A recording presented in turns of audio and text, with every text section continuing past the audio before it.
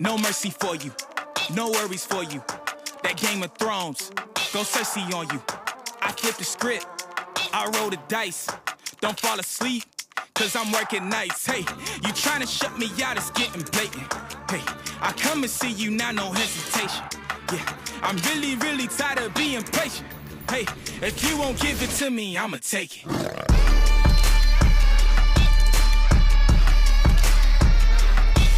Take it.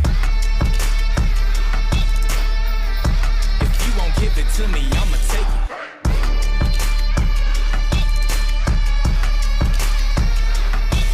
Take it. If you won't give it to me, I'ma take it. But if they never told you that the world wasn't round, would you flip it over? You playing poker with the joker, boy, let's keep it kosher. Yeah, mama, your son finna go supernova.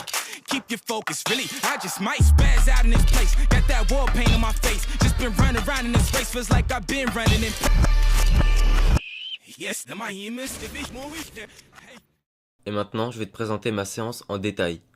Ne t'inquiète pas, ça va bien se passer. Je vais te présenter la première séance de mon programme d'entraînement, qui est une séance push, donc pec, épaules, triceps. Mais avant ça, je vais te faire un petit rappel morpho-anatomique.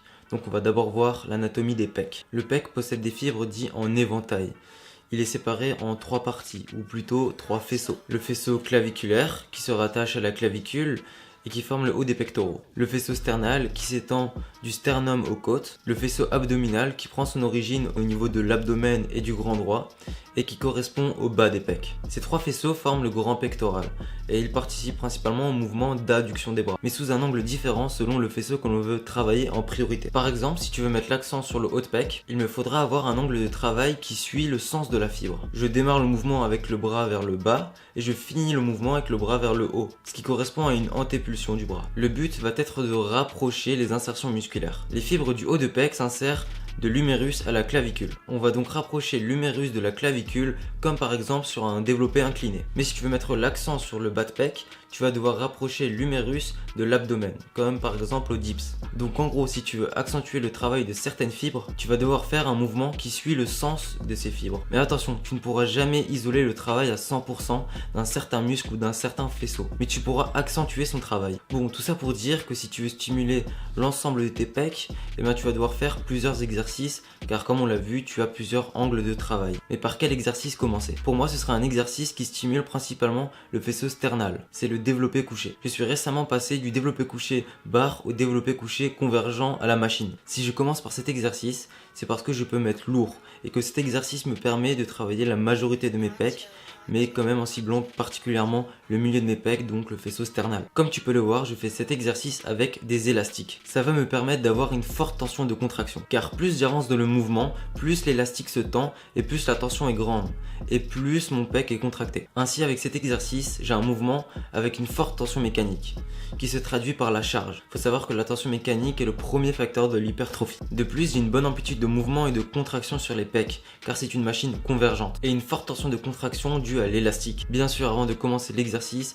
je m'échauffe les articulations, je m'étire, puis je fais 2 séries d'échauffement sur l'exercice en question. Une fois la phase d'échauffement finie, je passe à 4 ou 5 séries de travail selon mon état du jour, avec 2 à 3 minutes de repos. Sur la première série, je fais 10 répétitions en gardant une répétition sous le pied, une répétition avant l'échec. Puis j'augmente la charge. Sur la deuxième série, je fais 8 répétitions en gardant toujours une répétition avant l'échec. À nouveau, j'augmente la charge. Là, je suis sur ma 3e série qui est mon top 7. C'est là où je mets le plus lourd et c'est là où je vais chercher à progresser par rapport à la séance dernière. Ici, je fais 7 répétitions et je peux me permettre d'aller à l'échec. Sur ce top 7, chaque semaine, j'augmente soit en répétition, soit en charge. Sur les 2 séries qui suivent, qui sont appelées back set, eh bien je fais 7 répétitions en gardant une répétition avant l'échec. Sur cet exercice, j'ai fait une grosse erreur que j'ai dû payer sur tout le reste de ma séance. Les 2 séries qui ont suivi mon top 7 et bien en fait au lieu de garder une répétition avant l'échec, je suis allé à l'échec. Du coup je me suis grave cramé nerveusement et tu vas voir que sur les prochains exos, je suis à la ramasse. Du coup on passe à l'exo suivant, c'est du développé incliné halter. Tu peux voir sur ma première série d'échauffement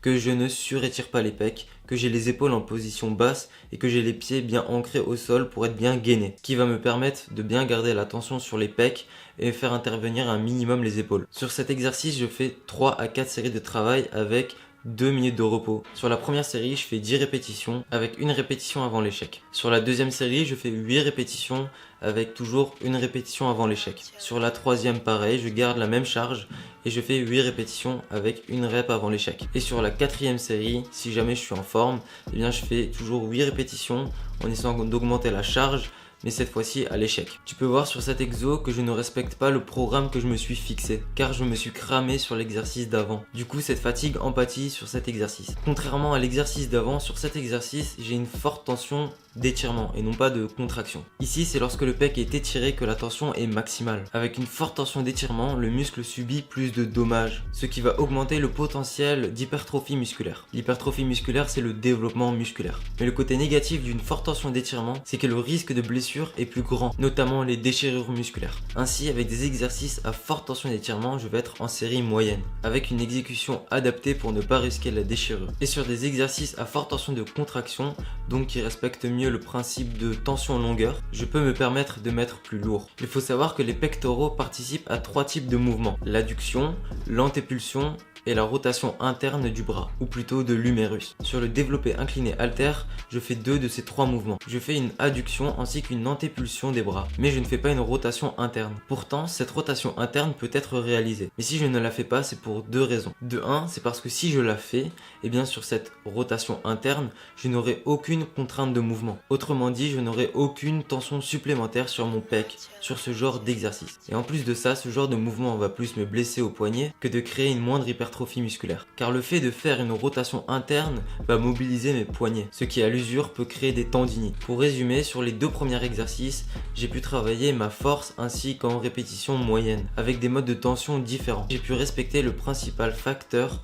de l'hypertrophie musculaire qui est la tension mécanique. La tension mécanique qui est l'addition de la tension d'étirement et de la tension de contraction. Néanmoins, je n'ai pas optimisé la tension métabolique, qui est le deuxième facteur de l'hypertrophie musculaire. Car en effet, je n'ai pas fait de séries longues. De plus, je n'ai pas optimisé le recrutement du haut de mon pec avec des mouvements de rotation interne. Ainsi, pour allier ces 2 facteurs manquants, je vais faire un 3e exercice qui est un exercice d'isolation qui va cibler mon haut de pec. Car après tout, on n'a jamais assez de haut de pec. Cet exercice est donc des écartés à la poulie. Je mets la poulie légèrement en dessous de la hauteur de mes épaules et comme tu peux le voir à mon exécution, les mouvements de bras suivent le sens des fibres du haut de pec. Et je commence le mouvement par une adduction des bras avec les épaules en position basse. Puis en fin de mouvement, je fais une rotation interne ainsi qu'une antépulsion des bras afin de mieux raccourcir et donc de mieux contracter mon pec, mon haut de pec. Le but étant de finir le muscle, de le détruire en cherchant la brûlure et la congestion. En plus, cet exercice va améliorer mon recrutement moteur, ce qui va faire qu'au fur et à mesure des séances, je vais de mieux en mieux sentir mon haut de pec. Bon, une fois les pecs terminés, je passe aux épaules. Rassure-toi, sur les épaules et les triceps, je vais passer plus vite. Il faut savoir que j'ai 2 séances push différentes.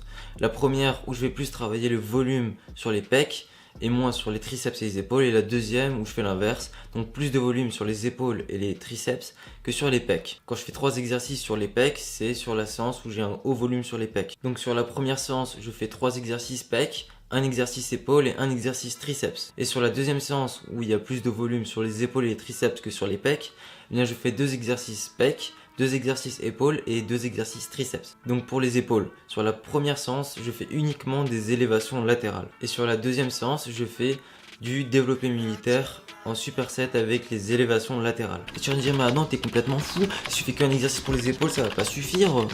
Regarde tes épaules. Et bah si, ça suffit. Parce que lorsque tu fais des exercices de pec, et ben tes épaules elles vont intervenir, surtout la partie antérieure de ton épaule. Et en plus des épaules, il y a aussi les triceps qui interviennent, d'où le fait que je fasse qu'un exercice pour les triceps sur la première séance. Du coup, je fais quand même une série d'échauffements avant de faire 4 séries de travail sur mes épaules. Lorsque je fais le superset, donc avec le développé militaire, eh bien je mets lourd sur le développé militaire, puis je vais mettre léger sur les élévations latérales. Le fait de passer d'un exercice lourd au développé militaire à un exercice léger aux élévations latérales, eh bien l'exercice lourd va faire potentiation sur l'exercice léger. Ce qui va faire que sur l'exercice léger aux élévations latérales, eh bien je pourrais mettre plus lourd qu'en général. Ensuite, je passe au triceps. Je fais des extensions triceps poulies à la corde. La corde va me permettre d'avoir vraiment une grande amplitude et aussi de mieux solliciter la partie externe des triceps, qui est un point faible chez moi, d'où le fait que je les travaille en premier. Je fais 3 séries de 12 à 15 répétitions. Ensuite, si je suis sur ma séance avec un gros volume sur les triceps, je fais un deuxième exercice. Le deuxième exercice triceps est de la barre au front pullover, ou aussi appelé Magic Triceps par Rudy Koya. Cet exercice va me permettre de travailler la portion longue du triceps. C'est parce qu'elle se retrouve dans une position étirée, car cette portion du triceps est attachée à l'omoplate. Ainsi, quand le bras se trouve dans une position haute, la portion longue du triceps se retrouve étirée. Or, plus un muscle est étiré lors d'un exercice, plus sa contraction sera puissante. Sur cet exercice, je fais 3 séries de 10 à 12 répétitions. Bon, la vidéo est enfin terminée, donc dis ce que t'en penses en commentaire, dis-moi si le format te plaît, dis-moi si tu veux encore plus aller dans le détail, ou si tu trouves que c'est déjà assez compliqué. Je te dis à la prochaine pour une séance pool, ciao. Allez, next.